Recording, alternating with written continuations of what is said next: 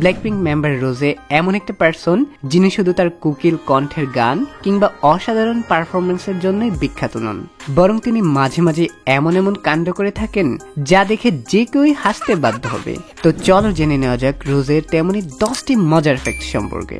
Number 1, খাবারের প্রতি তার অপরিসীম ভালোবাসা রয়েছে, যে কারণে সে ফুডসে নিকনেমও পেয়েছেন। তার মনোযোগ আকর্ষণ করার জন্য বেশি কিছু না, শুধু কয়েকটি লোভনীয় খাবার অফার করলেই যথেষ্ট। আমার তো এটা ভেবে ভয় হচ্ছে যে কেউ আবার তাকে খাবারের প্রলোভন দেখিয়ে কিডন্যাপ করে নিয়ে না যায়।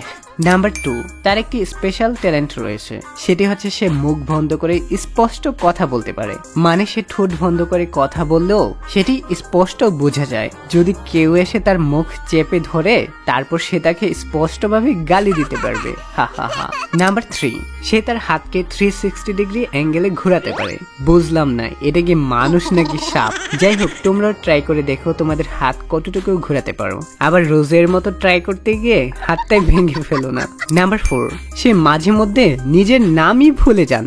একবার একটি ইন্টারভিউতে তার নাম জিজ্ঞেস করা হলে সে কিছুক্ষণ হাবার মতো তাকিয়ে থাকে, যেটি দেখে তার ভক্তদের খুবই হাসি পেয়েছিল।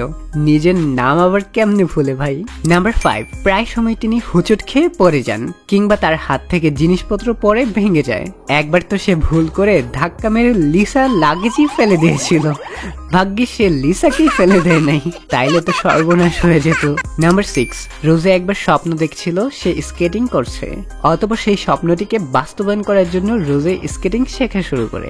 আচ্ছা, সে যদি স্বপ্নে অন্য কিছু দেখতো তাহলে কি সেটাও করে ফেলতো?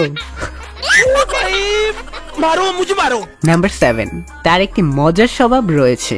সে প্রায় সময় প্র্যাকটিস রুমের ফ্লোরে বসে পড়েন কিংবা শুয়ে পড়েন, এমনকি স্টেজ রুমের পিছনেও। এইটা তাকে খুবই কমফোর্ট দেয়। নাম্বার 8, সে খুবই ইমোশনাল। খুব সহজে সে আবেগপ্রবণ হয়ে ওঠেন। যখন সে খুব কষ্ট পান কিংবা খুব বেশি আনন্দের মুহূর্তে সে কান্না করে ফেলে।